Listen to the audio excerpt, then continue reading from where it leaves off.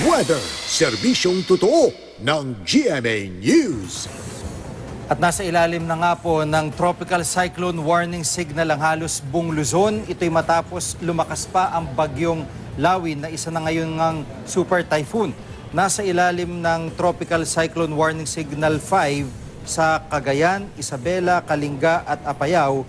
Malawakang pinsala ang pinangangambahan sa mga lugar na nabanggit. Signal number 4 naman sa Ilocos Norte, Abra, Ilocos Sur, Mountain Province, Ifugao at Calayan Group of Islands. Signal number 3 sa La Union, Benguet, Nueva Vizcaya, Quirino at Northern Aurora.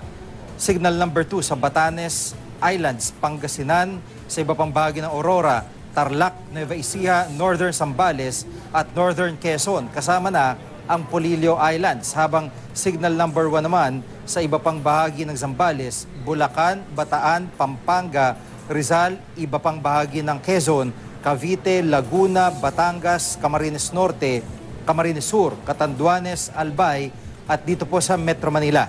Nasa layang 275 kilometers silangan ng Tuguegarao, Cagayan ang mata ng Super Typhoon Lawin. Mapaminsala ang dala nitong hangin na nasa 225 kilometers per hour.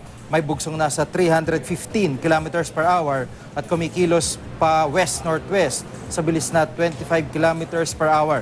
Kaya sa mga kapuso po natin na direktang tatamaan ng bagyo ay iba yung pag-iingat po. Ngayon pa lang ay lumikas na po nasa coastal area.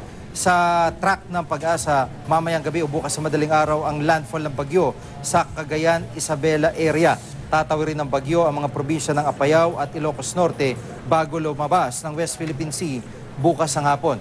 Sa rainfall forecast ng Metro Weather, makikitang natatakpan na ng Super Typhoon Lawin ang halos buong Luzon, kaya asahan na ang masamang panahon na dala ng bagyo. Habang sa Visayas at Mindanao, magiging maulan din pero hindi kalakasan. Sa Metro Manila, maghapong maulan dahil sa bagyo. Yan ang latest mula sa GMA Weather. Magplano para sigurado I am ready. Serbisyong totoo ng GMA News.